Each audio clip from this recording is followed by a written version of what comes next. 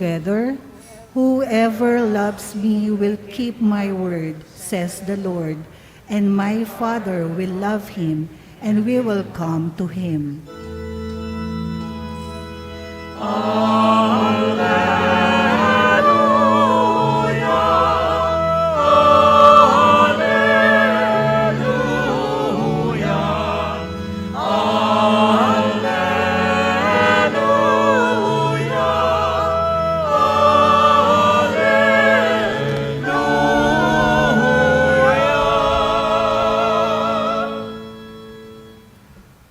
The Lord be with you. And with your spirit. A reading from the Holy Gospel according to John. Glory to you, O Lord.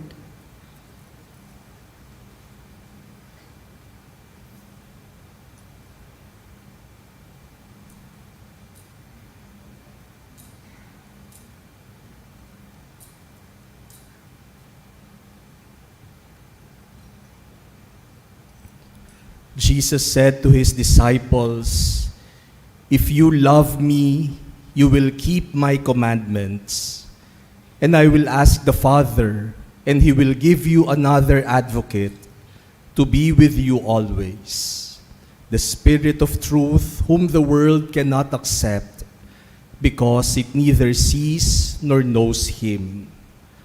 But you know him, because he remains with you and will be in you. I will not leave you orphans. I will come to you. In a little while, the world will no longer see me, but you will see me, because I live and you will live. On that day, you will realize that I am in my Father, and you are in me, and I in you. Whoever has my commandments and observes them is the one who loves me. And whoever loves me will be loved by my Father, and I will love him and reveal myself to him."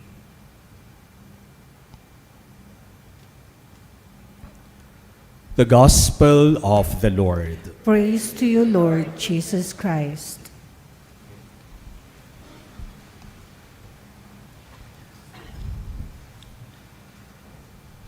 My dear brothers and sisters, we usually put love to the test. We usually demand proofs of love. Because for many of us, it is not enough that we feel loved. It is not enough that we are told that we are loved. For many of us, we want to see concretely that we are loved. Sabi nga po, words and emotions are cheap.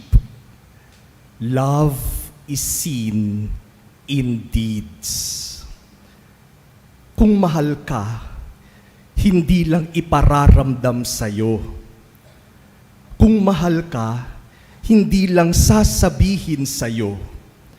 Kung mahal ka, ipapakita sa'yo. At ipapakita sa pamamagitan ng gawa.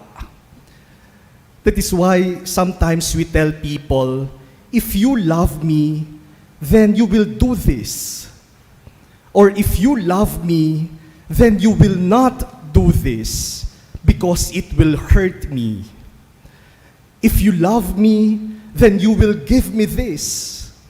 If you really love me, then you will give time. You will make time for me. Ipakita mo yung iyong pagmamahal. Ngayon po, Mother's Day. Sa mga mothers na naririto, pagkakataon nyo na po ito. Sabihin nyo sa inyong asawa, sabihin nyo sa inyong anak, show me your love. Tas dalhin nyo po doon sa gusto nyong bilhin dyan sa mall mamaya. No? Kapag sinabi sa inyo, ang mahal naman yan, hindi ba mahal mo ako? No? Kaya mahal din ang bilhin mo para sa akin. No? Do not lose this opportunity. Once a year lang po ito. No? Grab this day, no? And make your husband and your children show their love for you. No? But of course, that is not the only way to show their love. In our first reading, the people of Samaria also saw the love of God for them. Remember that the Samaritans were at odds with the Jews. Hindi magkasundo ang mga Hudyo at ang mga Samaritano. That is why it is quite unthinkable for them to accept Jesus, who was a Jew. But because of the things that God did to them, God drove out evil spirits. God healed many who were sick, and there was great joy in that city. Because of the actions of God, they believed, they expressed their faith in God. In our second reading today, St. Peter also reminded us about the love of Jesus who suffered for us. Yun yung paraan na ipinakita ng Diyos ng ang sukdulan ng kanyang pag-ibig, nang ibigay niya ang kanyang sariling buhay. When God said, I love you to humanity, He sent His only Son. And when Jesus said, I love you to all of us, He stretched out His arms on the cross and offered His life for us. Love in deeds. But the question, my dear brothers and sisters, is, how are we to express, how are we to show our love for God? Paano naman natin ipapakita yung pag-ibig natin sa Diyos? And Jesus Himself gives us the answer in our gospel. Jesus says, if you love me, you will keep my commandments. Kung iniibig ninyo ako, tutuparin ninyo ang utos ko. It is through obedience that we show our love for God. Obedience is a tangible proof of one's love. And this is not very difficult to comprehend. I'm sure parents among you understand how love and obedience really go together. To the parents among us, if I will ask you, when is the time that you feel most loved by your children? Kailan nyo ba ramdam na ramdam ang pag-ibig ng inyong mga anak para sa inyo? Kapag ba nanghihingi ng allowance? O kapag ba niririgaluhan kayo? O kapag kayo ang binibigyan nila ng allowance? Wow, mahal talaga ako ng anak ko. Binibigyan ako ng allowance buwan-buwan. Isn't it that you feel most loved by your children when they listen to you and they obey you? Kapag nakikinig yung inyong anak at sumusunod sa sinasabi ninyo, sasabihin ninyo, mahal talaga ako ng anak ko. At kailan naman yung pakiramdam ninyo hindi kayo mahal ng inyong anak? Hindi ba kapag hindi sila nakikinig at hindi sila sumusunod?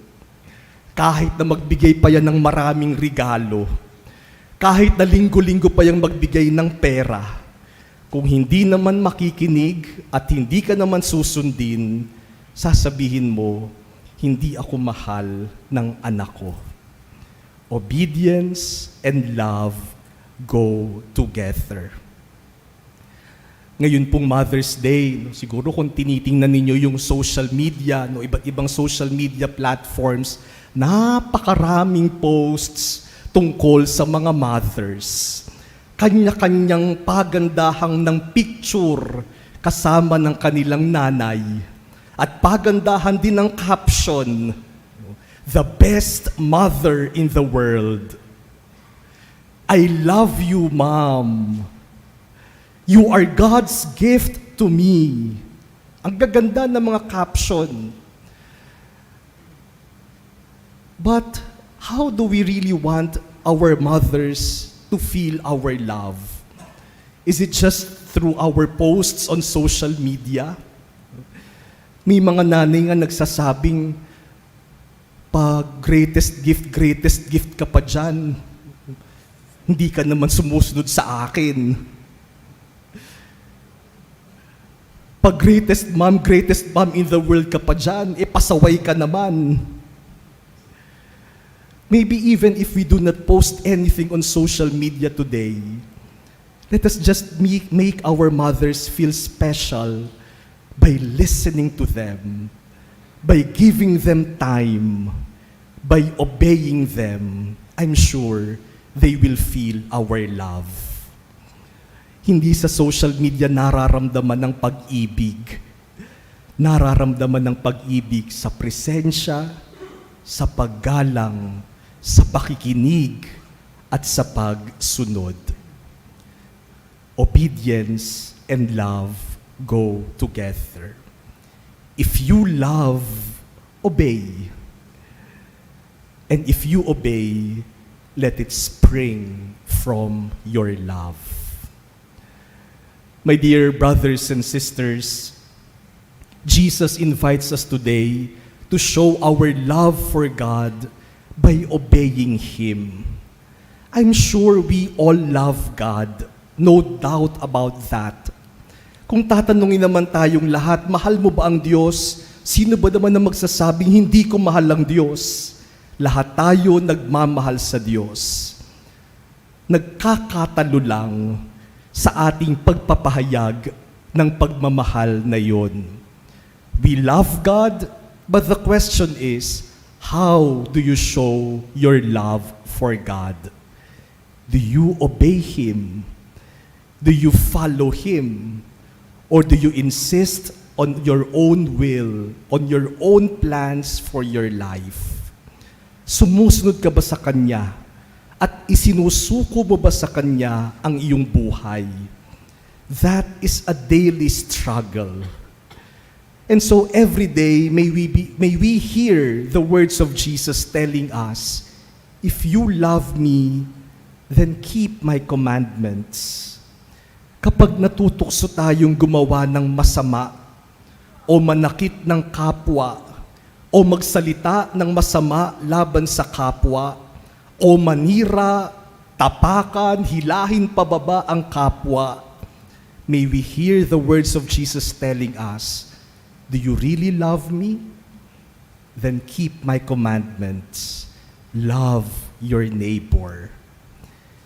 Kung tayo'y natutukso na gumawa ng mga bagay na hindi tama, illegal, immoral, under the table, may we hear the words of Jesus telling us, "Do you really love me? Then why will you do such a thing? If you love me, then obey me." Kapag tayo'y niyayaya ng ating barkada sa masamang bisyo, may we hear the words of Jesus telling us, "Do you really love me? Then if you love me, then you know what to do. You will not do anything wrong. You will do what is right." Araw-araw, sa mga simple at sa mga mas komplikadong bagay, sa ating pagpili, sana piliin natin ang pag-ibig kay Jesus sa pamamagitan ng pagsunod sa Kanya. "If you love me, you will keep my commandments. Whoever has my commandments and observes them is the one who loves me, Jesus tells us today. And so let us ask the help of the Holy Spirit that Jesus promised to send us, so that every day we may be able to show our love for Jesus by listening to Him, by following Him, and by obeying Him.